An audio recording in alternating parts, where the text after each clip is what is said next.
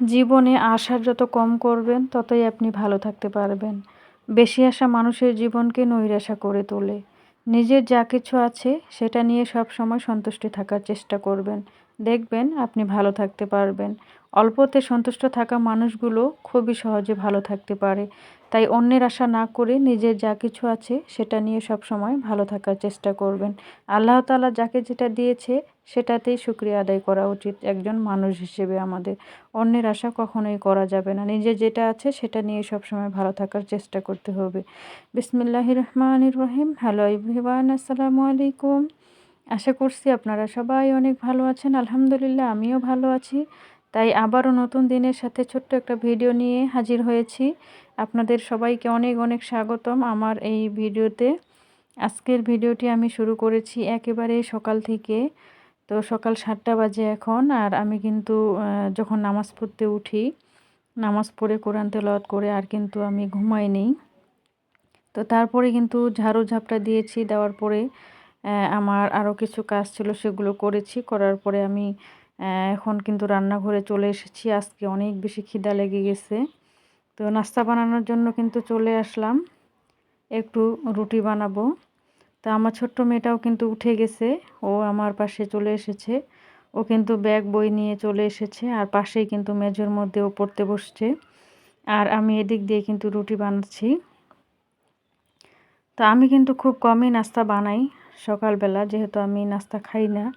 আমি কিন্তু আমার খাওয়ার টাইম 10টার পরে।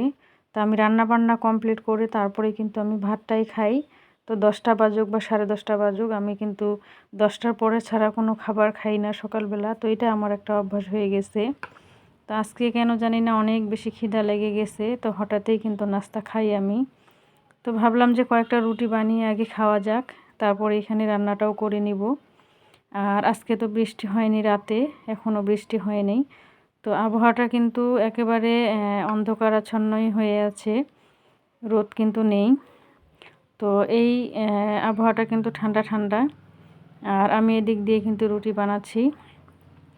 তো রান্নাঘরের মধ্যে দরজা লাগিয়ে দিয়ে লাইট দিয়ে দুই মা মেয়ে মিলে কিন্তু আমরা এখানে কাজ করছি। আমার ছোট্ট মেয়েটা এদিক দিয়ে লেখাপড়া করছে আর আমি এদিক দিয়ে কিন্তু রুটি বানিয়ে নিচ্ছি। আমার হাজব্যান্ডও অনেক দেরি করে উঠে, ওর কিন্তু সকালবেলা কোনো ঝামেলা নেই খাওয়া দাওয়ার। ও একেবারে 10টা-11টার দিকে উঠে ফ্রেশ হয়ে ও কিন্তু ভাতটাই খেয়ে চলে যায় দোকানে। তো সেই জন্য আমার কিন্তু কোনো ভেজাল থাকে না। আর বাচ্চাদের জন্য তো ওর বাবা বাহিরে থেকে নাস্তা নিয়ে আসে, তো সেগুলোই কিন্তু একটু খায়। আর তারপরে তো রান্না হলে ভাতটাই খায়। তো এইভাবেই কিন্তু আমার সকালটা চলে যায়।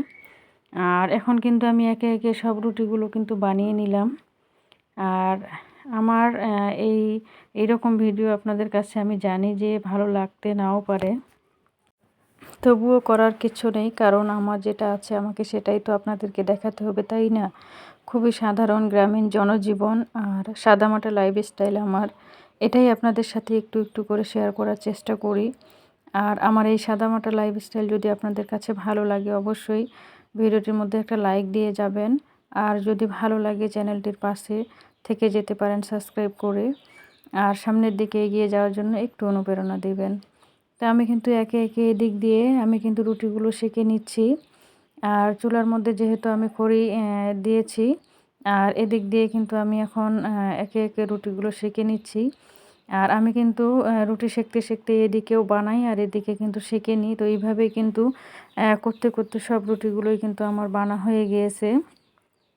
আসলে মাটির চুলাতে রান্না করতে একটা সুবিধা আছে। আপনি কিন্তু এখানে রান্না করবেন, আবার এদিক দিয়ে কাজও করবেন, কাটা বাছাও করবেন, কোনো প্রকারের ঝামেলা হয় না। তো এটা কিন্তু খুবই ভালো একটা ব্যাপার, তাই না? তো আমার কাছে কিন্তু খুবই ভালো লাগে মাটির চুলাতে রান্না বান্না করতে, অনেক বেশি ভালো লাগে। তো আমি কিন্তু সকালকার নাস্তা হিসেবে রুটি বানিয়ে নিলাম। আর কালকের একটু ছোলা ছিল, ছোলা বুট রান্না করেছিলাম, তো সেটা দিয়ে আর কি আমার ছোট্ট মেয়ে আর আমি খাবো। তারপরে কিন্তু সকালকার নাস্তাটা খাওয়ার পরে আমি রান্না বান্নাটাও করে নিয়েছিলাম এখানে। তো রান্নাবান্নাটা কিন্তু সকালে আমি করে রাখি। সারাদিনে আমার যেগুলো প্রয়োজন সেগুলো কিন্তু আমি রান্নাঘরের মধ্যেই করে নিই। তারপরে কিন্তু আর সারাদিনে কোনো প্রকারে ভেজাল থাকে না। তো সকাল সকাল রান্না করলে কিন্তু এইদিকে সংসারের অন্যান্য কাজগুলোও কিন্তু তাড়াতাড়ি হয়ে যায়, আর নিজেকেও একটু সময় দেওয়ার মতো সময় থাকে। তো আজকের আমার এই ভিডিওটি আপনাদের কাছে কেমন লেগেছে অবশ্যই কমেন্ট বক্সে জানিয়ে যাবেন।